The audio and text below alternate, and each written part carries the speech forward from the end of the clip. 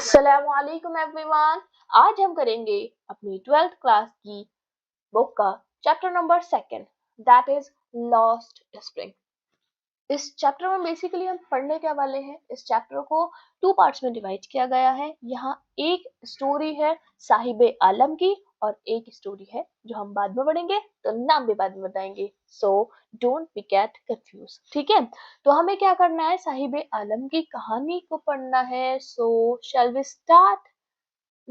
तो अब हम स्टार्ट करेंगे।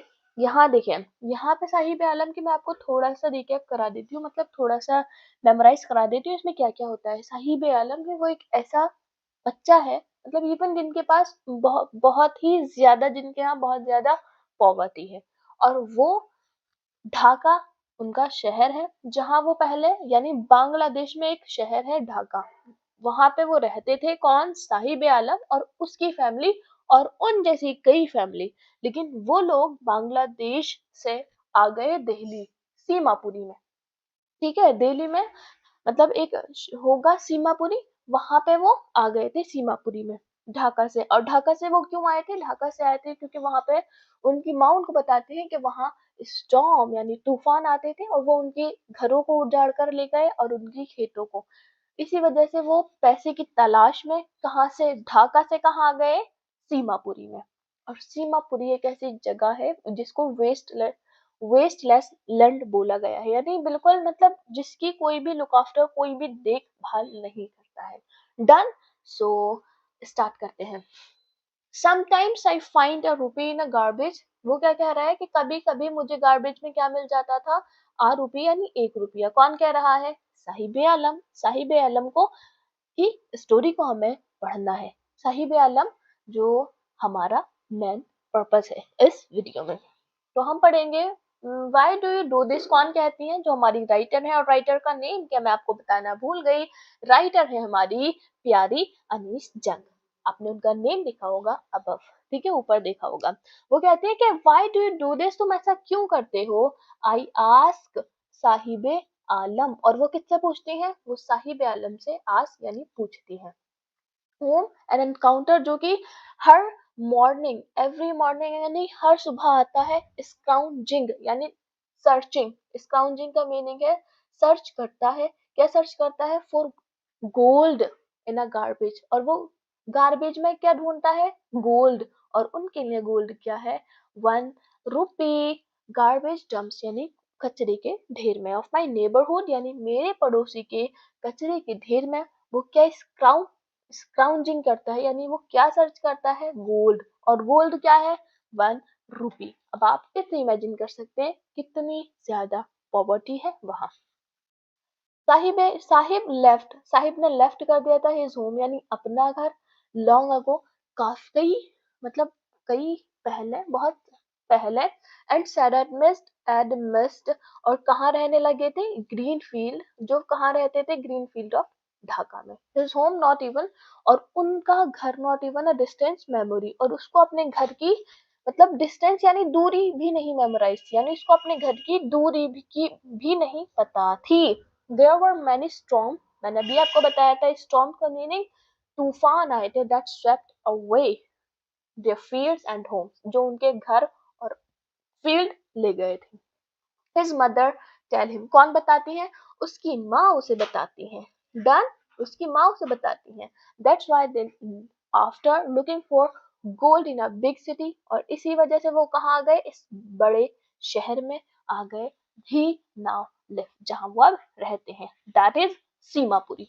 और सीमापुरी की हालत ही थी, मतलब बेकार कह सकते हैं, क्योंकि वहां पे बहुत सारे गटर्स, मतलब उसमें इतना सारा कचरा है, बहुत ही ज्यादा पॉवर्टी है वहां।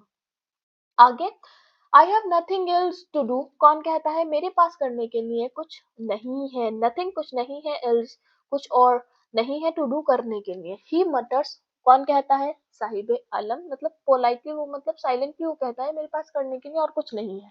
मटर्स मीनिंग्स कहता है। लुकिंग अवे, और आगे देखता है। एंड गो टू स्कूल, और वो कहती है लुकिंग अवे आगे, गो टू स्कूल आई से ग्लीबली। और कौन कहती है? हमारी जो राइटर है वो, मतलब एकदम एक्सप्रेस हो जाती है, मतलब कहती है कि स्कूल जाया करो। किससे कहती है? साहिब आलम से, रियलाइजिंग इमीडिएटली, और उनको अचानक मतलब इमीडिएट तुरंत रियलाइज हो जाता है, तुरंत महसूस एहसास हो जाता है, how hollow the advice must sound, यानी जो मेरी एडवाइस होगी वो कितनी खोखली होगी। डन, क्योंकि जो बच्चा जब वो गार्बेज से क्या ढूंढ रहा है, 1 रुपी, तो वो स्कूल कैसे जा सकता है? कहीं ना कहीं बहुत ज्यादा पॉवर्टी नहीं है उसके पास। There is no school in my neighbourhood, और कौन कहता है मेरे नेबरहुड में कोई भी स्कूल नहीं है। व्हेन दे बिल्ड वन, जब बन जाएगा तो आई विल गो, मैं जाऊंगा, कौन कहता है? साहिबे आलम, जब वो बन जाएगा तो मैं चला जाऊंगा। आगे देखेंगे, if I start A school, अब कौन कहती है if I start A school? हमारी अनीस जंग यानी राइटर कहती है अगर मैं स्कूल खोलूंगी विल यू कम, क्या तुम आओगे? तो आई आस्क यानी मैंने पूछा, किसने पूछा? अनीस जंग ने, हाफ जोकिंग, और वो बस सिर्फ एक मजाक कर रही थी। यस ही सेज, वो कहता है जी, स्माइलिंग, और वो क्या करता है? स्माइलिंग ब्रॉडली, और बहुत अच्छे से वो स्माइल करते हुए उनसे कहता है जी मैं बिल्कुल आऊंगा। A few days later, कुछ दिन बाद, कुछ दिन later यानी few days later, I see him running up to me, मैंने देखा, किसने देखा? अनीस जंग ने देखा, किसको? साहिब को, रनिंग अप, जो दौड़ता आ रहा था मेरी तरफ। इज योर स्कूल रेडी, और उसने क्या कहा? उसने कहा अनीस जंग से, क्या आपका स्कूल तैयार है?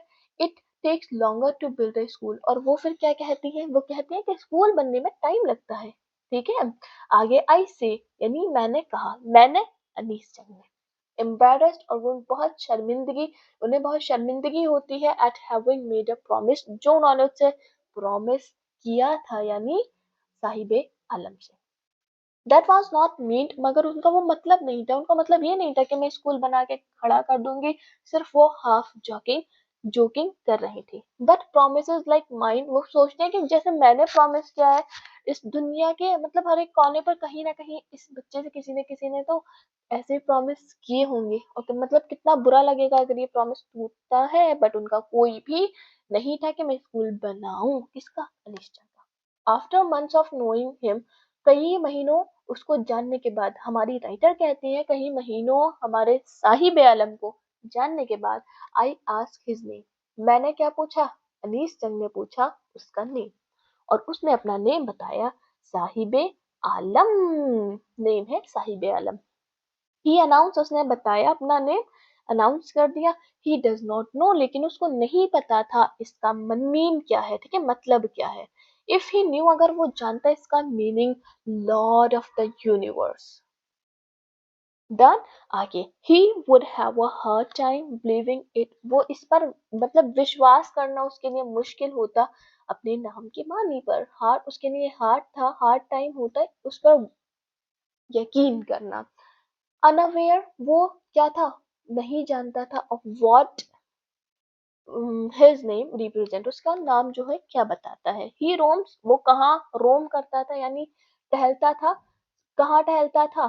रोम करता था स्ट्रीट, गलियों में, विद हिज फ्रेंड, अपने दोस्तों के साथ, एन आर्मी ऑफ देयर फूट, और उनकी कैसी एक आर्मी बन गई थी, उनकी पूरी एक फौज बन गई थी, कैसी? Bear foot, bear foot boys यानी नंगे पैर लड़कों के साथ, ठीक है, नंगे पैर, जो उनकी आर्मी थे वो सारे बच्चे नंगे पैर ही घूमते थे। Who appears like the morning birds, और वो कैसे लगते हैं जैसे, कैसे लगते थे? वो लगते थे जैसे सुबह में चिड़िया आती हैं और वो गुनगुनाती हैं और गाती हैं।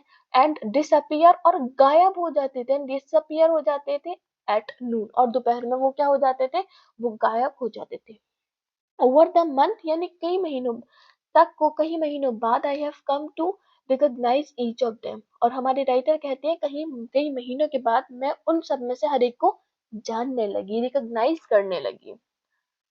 Why aren't you wearing chappals? कौन पूछती है? I ask one, मैंने एक से पूछा, यानी अनीस जंग ने एक बच्चे से पूछा कि आप अपनी चप्पल क्यों नहीं पहनते हैं। My mother did not bring, और उसने आंसर दिया कि मेरी मदर जो है ना, उनको bring यानी उतारती नहीं है, them down from the shelf, और मेरी मम्मा उनको शेल्फ, मेरी अम्मी जो है वो शेल्फ से उनको नीचे ही नहीं उतारती है। He answered simply, और उसने बस ये सिंपल सा आंसर कर दिया। Even if she he will throw it off them off, और अगर वो उतार भी दे तो वो उसको क्या कर देगा? थ्रो यानी फेंक देगा उनको, ऑफ यानी उनको फेंक देगा।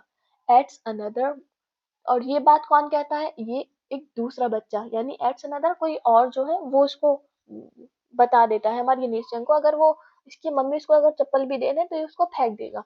Who is not, who is wearing shoes, जो कि चप्पल पहन रहा था, दैट डू नॉट मैच, और जिसने चप्पल पहन रखे थे लेकिन वो कैसे नहीं थे, वो मैच नहीं थे। when I comment, लेकिन when I comment on it, जब मैंने इस पर कमेंट किया, he shuffles मतलब वो his feet, और उसने अपने पैरों को थोड़ा सा ड्रैग यानी घसीटा, एंड says nothing, और कुछ नहीं कहा। I want shoes, मुझे शूज अच्छे लगते हैं, मतलब I want मैं चाहता हूँ shoes, says across the country, we messed up the line. I want shoes, says the third boy. तीसरे लड़के ने कहा कि मैं शूज यानी मैं जो है अपनी चप्पल चाहता हूँ। Who has never owned a pair all his life, जिसने अपनी पूरी जिंदगी में कभी भी one pair of shoes नहीं, जिसके खुद के नहीं थे, और नहीं थे तो वो पहन ही क्या सकता था। Traveling across the country, I have seen children walking barefoot, यानी मैंने ट्रेवल की है यानी यात्रा की है, विजिट किया है और सफर किया है अक्रॉस द कंट्री, यानी कंट्री की बहुत सारी कंट्रीज मैंने ट्रेवल की है। मैंने देखा है कि जो बच्चे हैं वो वॉक करते हैं बेयर फुट यानी नंगे पैर in CTs on village roads, और जो बच्चे हैं वो सिटीज में और जो विलेज में यानी गांव में क्या करते हैं, गांव की रोड्स पे नंगे पैर चलते हैं। It is not lack of money, वो बच्चा कहता है लैक ऑफ मनी की वजह से नहीं है, यानी मनी कम होने की वजह से नहीं है, लैक कम, मनी कम होने की वजह से नहीं है, बट अ ट्रेडिशन, लेकिन ये हमारी क्या है, ये हमारी ट्रेडिशन यानी परंपरा है। ठीक है, वो कहता है कि ये हमारी परंपरा है। आगे देखेंगे, आगे लिखा है इट इज वन एक्सप्लेनेशन, और ये एक बच्चा एक्सप्लेन करता है आगे। A wonder,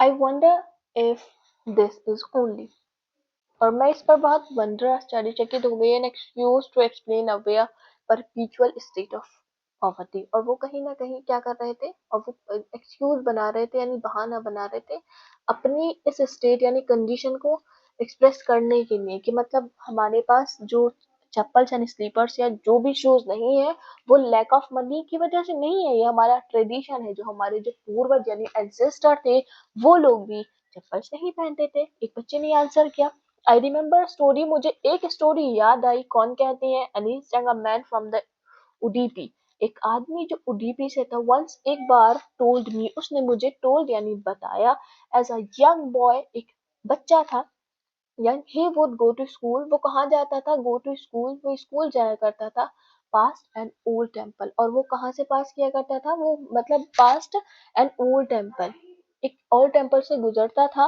where his father was a priest, जहाँ उसके जो फादर थे वो क्या थे, वो पुजारी थे।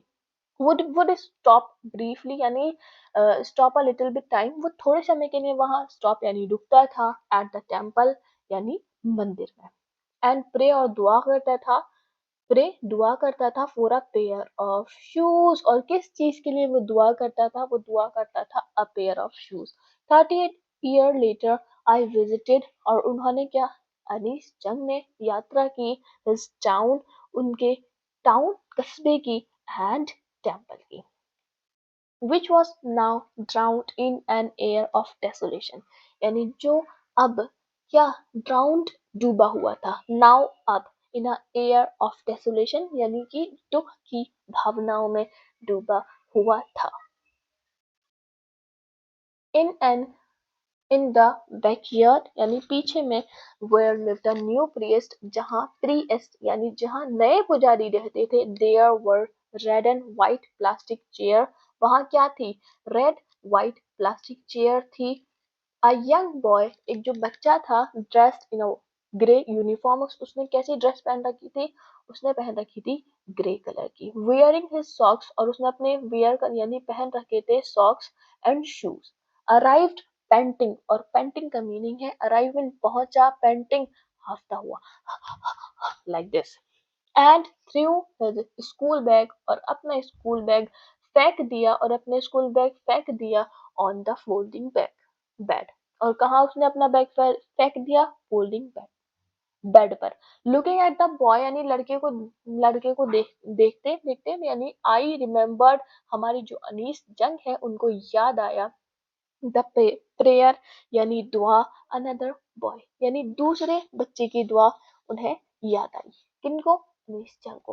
Had made to the goddess, और जो जिसने अपनी देवी से क्या मांगी थी? दुआ मांगी थी। when he had finally got a pair of shoes, और जब उसने क्या पा लिए?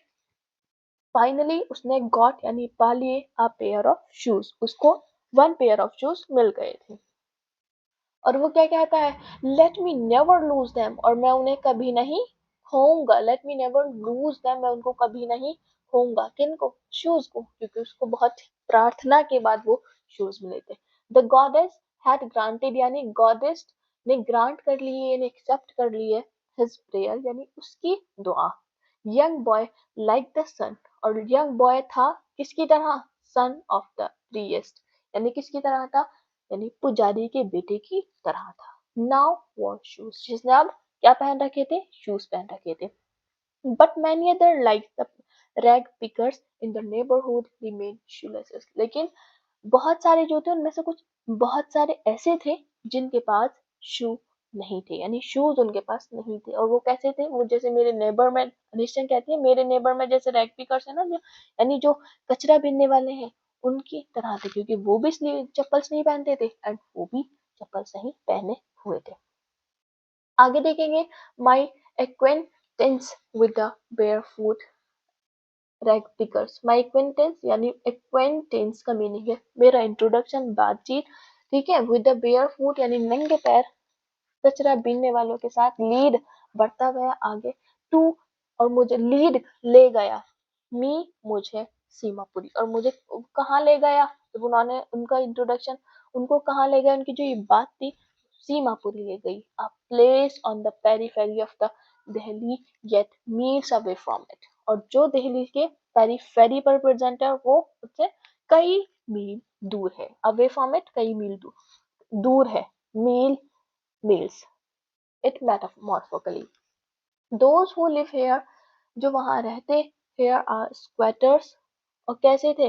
यानी बाश गैर, इट्स मीन होता है गैर कानूनी बाशिंदे। मीन्स ये है कि उनकी कोई आइडेंटिटी नहीं थी। वो लोग कहाँ के थे? बांग्लादेश के। और बांग्लादेश के लोग कहाँ गए थे?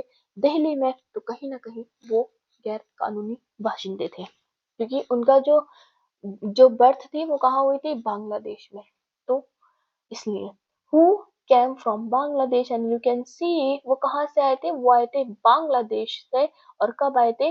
1957। देन आगे, साहिब्स फैमिली अमंग देम, और साहिब की फैमिली भी उन्हीं में से थी। Seemapuri was then a wilderness, यानी वो ऐसी जगह थी wilderness, it still is, जो अभी भी है, but it is not longer empty, लेकिन ये empty खाली नहीं है। आगे हम अपना कंटिन्यू करते हैं। लिसन एवरीवन, अगर आप लोगों ने नहीं देखी है हमारी previous video, then you can visit, okay. हमने जो अपनी द लास्ट लेसन है वो हमने अपना कंप्लीट कर लिया है अपनी प्रीवियस वीडियो में, ओके। एंड देन वहाँ एक छोटी सी मिस्टेक थी, मैं आपको इस वीडियो में बता देती हूँ, मुझे अभी याद आया कि वहाँ, और मैंने जो है ना वो उसमें भी लिख दिया था कमेंट में, ब्लैक स्मिथ्स का मीनिंग होता है लोहार, लेकिन आई डोंट नो कैसे मैंने उसको कॉबलर बोल दिया, मैंने वहां उसको चमार बोल दिया। And you know very well कि वो तो हमें बचपन में, यानी जब हम नर्सरी में होते हैं कॉबलर कॉबलर सिखाते हैं, नहीं कि सिखाते हैं, एंड आई डोंट नो कैसे हो गया, बट आई फील कि आई होप कि आप उसको अंडरस्टैंड करेंगे एंड देन उसको अब करेक्ट कर लेंगे, ठीक है। आगे हम बढ़ते हैं अपनी without any further delay. In structure of mud, और जो खाली नहीं है लेकिन वहां क्या है? स्ट्रक्चर ऑफ मड यानी मिट्टी के ढांचे हैं। डन। आगे हम देखेंगे विद रूफ ऑफ टिन, जहां पर क्या है? रूफ है उनकी, जो किस चीज की बनी है? टिन की बनी है। एंड तार, और उनके पास जो है वो है क्या, तारपॉलिन, यानी और उनका वहाँ तिरपाल है। डिवाइड ऑफ सीवेज, और वहाँ क्या है, सीवेजेस है, एंड ड्रेनेज और रनिंग वाटर, और वहाँ पे बस ऐसे ही क्या होता रहता है, ड्रेनेज है, सीवेज यानी वहाँ पे ऐसे नाले हैं जो ओपन है, एंड देन उसमें बहुत ज्यादा कचरा भरा रहता है। एंड लिव 10,000 रैग पिकर, जहाँ पे कौन रहते हैं, 10,000 रैग पिकर्स रहते हैं। देन 10,000 रैग पिकर्स यानी कचरा बीनने वाले रहते हैं।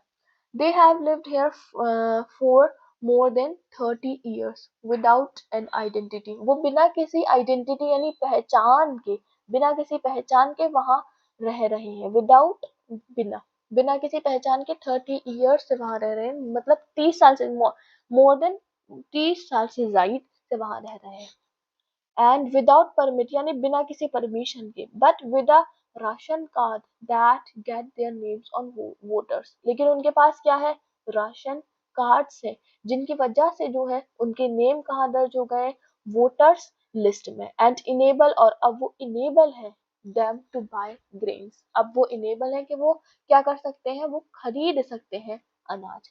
Food is more important for survival, और जो खाना है वो ज्यादा इम्पोर्टेंट है जीने के लिए देन एन आइडेंटिटी, यानी पहचान से ज्यादा खाना जरूरी है।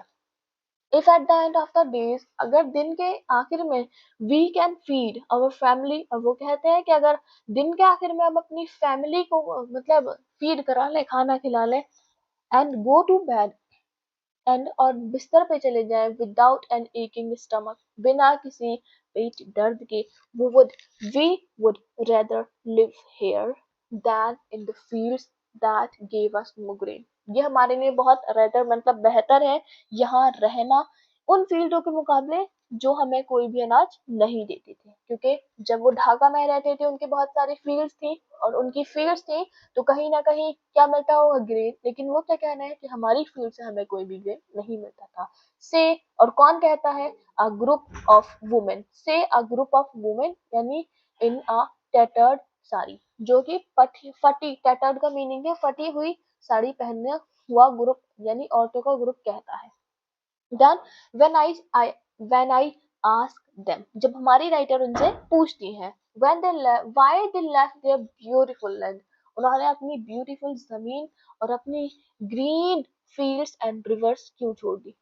कौन पूछती है, अनीस जंग पूछती है उन टैटर्ड साड़ीज में, जो प्रेजेंट है, मतलब टैटर्ड साड़ी जिन्होंने वियर यानी पहन रखी है, a group of women, when wherever they find food, जहां उनको खाना मिल सकता था, हमारी राइटर कहती है जहां उनको भी खाना, वहां भी उनको खाना मिल सकता था, दे पिच देयर टेंट, और उन्होंने अपने टेंट जो है वो लगा रखे हैं, पिच कर रखे हैं, डन, अपने टेंट लगा रखे हैं, दैट बिकम ट्रांजिट होम, और वो अब जो जहाँ यानी सीमापुरी में वो रहते हैं, उन्होंने अपने टेंट लगा पिच कर रखे हैं, एंड अब वो उनका कौन सा होम है, वो उनका ट्रांजिट होम है, क्योंकि वो कहाँ से आए हैं, वो बांग्लादेश से आए हैं।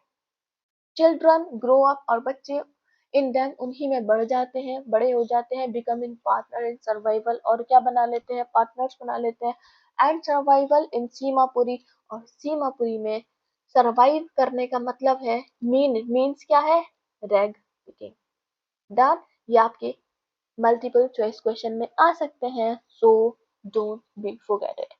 आगे, through the years it has acquired the proportion of a fine art, यानी कई सालों से, कह रहे हैं कि सालों से क्या बन गया है, ये अब उनकी एक फाइन आर्ट यानी उनकी एक कला बन गई है, यानी रैग पिकिंग करना यानी कचरा बीनना। Garbage to them is gold, उनके लिए गार्बेज क्या है, गोल्ड है। It is their daily bread, और वो उनकी क्या है, रोज की रोटी है, डेली ब्रेड रोज की रोटी है। A roof over their heads, एक छत जो उनके सर पर है, इवन इट इज लीकिंग, अगर वो रूफ जो है, जो छत है, अगर वो लीक भी कर रही है तो वो उनके बच्चों के लिए मोर यानी काफी है। आई सम टाइम फाइंड अ रूपी, आगे करेंगे, आई सम टाइम फाइंड अ रूपी, फाइंड अ रूपी, और ये बात किसने कही थी आप मुझे बताएंगे, ये बात किसने कही थी मुझे, कचरे में कभी कभी 1 रुपया मिल जाता है, इवन अ 10 रुपी नोट। और कभी कभी क्या मिल जाता है, कभी कभी 10 रुपए का नोट मिल जाता है। वेल डन, ये कहा था साहिब ने। इट मीन्स कि आपको समझ आ रहा है। साहिब ने कहा था ये वाली बात। हिज हाई आईज, उसकी जो आईज थी लाइटिंग अप, चमक उठी, और उसकी आईज चमक उठी when you can find a silver coin in a heap of garbage, यानी जब तुम हीप ऑफ गार्बेज, कचरे के ढेर में सिल्वर कॉइन अगर आपको मिल जाए। सिल्वर कॉइन, इस चीज में आप कंफ्यूज नहीं होंगे, वो आपको गोल्ड कॉइन भी कह सकता है, ठीक है। वो कह रहा है कि अगर आपको कभी सिल्वर का कॉइन अगर गार्बेज में मिल जाए, यू डोंट स्टॉप, क्या नहीं करना, सर्चिंग और स्क्राउंजिंग, और आप उसको तलाशना बंद नहीं करते हो कभी भी। For there is hope of finding more, और आपकी होप होती है, आपकी आशा होती है, आपकी उम्मीद होती है और भी ज्यादा फाइंड करने की, यानी पाने की। इट सीम्स, लगता है दैट फॉर चिल्ड्रन, बच्चों के लिए garbage has a meaning different. जो बच्चों के लिए है वो गार्बेज यानी जो कूड़ा उठाना उनके लिए है, कचरा उठाना, वो डिफरेंट मीनिंग है from what it means to their parent. लेकिन जो उनके पेरेंट्स के लिए है वो डिफरेंट है, लेकिन बच्चों के लिए डिफरेंट है। For the children it is a wrapped, ये क्या है, एक लिपटी हुई, wrapped इन वंडर, यानी बिल्कुल आश्चर्य में से लिपटी हुई चीज है। और एल्डर्स के लिए ये क्या है, ये उनके जीने का सहारा है। आगे one writer, one winter morning, एक विंटर यानी कब, विंटर की मॉर्निंग में, सर्दी की सुबह में, आई सी साहिब, मैंने साहिब को देखा standing by the fenced gate of the neighbourhood club club, जो कहाँ खड़ा था, मेरे नेबरहुड क्लब के गेट के बाहर खड़ा था। वॉचिंग टू यंग मैन और ड्रेस्ड इन अ वाइट, और वो किन को देख रहा था, दो यंग मैन को देख रहा था, वॉच कर रहा था, ठीक है, जो क्या कर रहे थे, प्लेइंग टेनिस, जो टेनिस खेल रहे थे। आई लाइक द गेम, कौन कहता है मुझे गेम पसंद है, ही हम, वो गुनगुनाता है, कौन गुनगुनाता है, हमारा नन्हा सा Saheb. Content to watch it standing behind the fence, और वो ये देखकर ही, कंटेंट का मीनिंग है सेटिस्फाई हो जाता है, कि मतलब उसको देखकर बाहर खड़े हैं और उसको बाहर से देख रहा है, उसको गेट के बाहर से, और वो सेटिस्फाई हो जाता है, वाह क्या वंडरफुल गेम है। आई गो, और वो कहता है आई गो इनसाइड, और मैं कहाँ जाता हूँ, आउटसाइड, इनसाइड, इनसाइड, क्योंकि टेनिस तो अंदर खेला जा रहा था, inside when no one is around, जब आस पास कोई नहीं होता। ही एडमिट्स, वो मुझे आने देते हैं, एडमिट कर लेते हैं, कौन, गेट कीपर, हमारे like watchman. Let me use the swing, और मुझे झूला यूज करने देते हैं, यानी झूलने देते हैं। Sahib too is wearing tennis shoe, यानी टू इस मीन, साहिब ने भी, डबल टू का मीनिंग है भी, wearing टेनिस शू, और उसने क्या कर रखे थे, टेनिस के शू पहन रखे थे, दैट लुक स्ट्रेंज, और जो बहुत अजीब लग रहे थे, over his discoloured shirt and short, जो उसके डिसकलर्ड यानी मतलब बेतुके शर्ट और शॉर्ट्स पर बहुत अजीब लग रहे थे। Someone gave them to me, कह रहा है कि मतलब वो, किसी ने उसको दिए थे। ही से, वो कहता है किसी ने मुझे ये दिए थे। कौन कहता है, हमारा Sahib Alam. In the manner of an explanation, और वो इसकी टिप्पणी करते हुए कहता है Sahib Alam, the fact, fact ये है, that they are discarded shoes, और वो कैसे शूज थे, यूजलेस, ठीक है, और यूज्ड भी कह सकते हैं, यानी जो जिस किसी ने भी यूज कर लिए हो shoes, of someone rich boy, किसी अमीर बच्चे के शूज थे, जो अब उसके लिए यूजलेस थे, रिच बॉय के लिए, लेकिन साहिब के लिए वो बहुत ज्यादा मायने रखते थे। हु परहेप्स, जिसने शायद रिफ्यूज, हु परहेप्स, जिसने शायद रिफ्यूज, मना कर दिया था, टू वियर, पहनने के लिए, डैम, उनको, किनको, शूज को, because of a hole in one of them, क्योंकि उसमें होल यानी छेद था, इन वन ऑफ देम, उनमें से एक में, ठीक है। आगे देखेंगे, does but does not bother him, लेकिन वो किसको तंग नहीं कर रहे थे, वो जो है साहिब को बिल्कुल भी बुरा नहीं लग रहा था उनको पहनने के बाद। For one who has walked barefoot, उसके लिए जो नंगे पैर चलता हो, even a shoe, even shoes जो है with a hole is a dream come true, उसके लिए एक ऐसा ड्रीम है जो उसका पूरा हो गया है। आगे, but the game he is watching, लेकिन जो गेम वो देख रहा था सो इंटेंटिवली, बहुत ही इंटेंशन से यानी ध्यान से वो देख रहा था, is out of his rich, लेकिन उसके परे के बाहर यानी उसकी पहुंच के बाहर था, क्योंकि उसको आता नहीं होगा पर सीख सकता है। देयर दिस मॉर्निंग, सुबह में, Saheb is on his way to the milk booth mean milk shop. Saheb कहाँ जा रहा था? साहिब जा रहा था मिल्क शॉप पर। इन हिज हैंड, और उसके हाथ में क्या थी? स्टील कैनिस्टर, और उसके हाथ में एक स्टील का कैनिस्टर लाइक जार था। I know, I now work, और कौन कहता है? I now work in a T I now work in a tea stall down the road, यानी मुझे जो है कहता है, कौन कहता है पहले ये देखते हैं। साहिब कहता है कि मुझे टी स्टॉल में जो रोड के उधर है मुझे वर्क मिल गया है। पॉइंटिंग यानी इंडिकेटिंग, पॉइंटिंग का मीनिंग है इंडिकेटिंग यानी इशारा करते हुए, डिस्टेंस का इशारा करते हुए। कौन बताता है? साहिब बताता है हमारी अनीस को। आई एम पेड, और उसको कितने पेड होते हैं? यानी 800 रुपीज उसको मिलते हैं, और ऑल माई मील्स, और जितना भी वो खाना खाता है उसको मिलता है सारा का सारा। Does he like the job, क्या उसको वो जॉब पसंद है? कौन कहती है? आई आस्क, यानी हमारी अनीस संग पूछती है क्या उसको ये जॉब पसंद है। हिज फेस, उसका जो चेहरा था, इज आई सी, मैंने देखा, has lost the care free look, और अब जो उसका चेहरा था, अब वो बिल्कुल बेफिक्र हो गया था कि अब मेरी चाप लग गई, अब मुझे कोई भी रेप्लिकस बनने की जरूरत नहीं है। द स्टील कैनिस्टर, लेकिन जो स्टील का कैनिस्टर था वो कैसा था? सीम्स, लग रहा था, हैवियर, हैवियर, बहुत ज्यादा हैवी लग रहा था, देन द प्लास्टिक बैग, उस प्लास्टिक बैग से।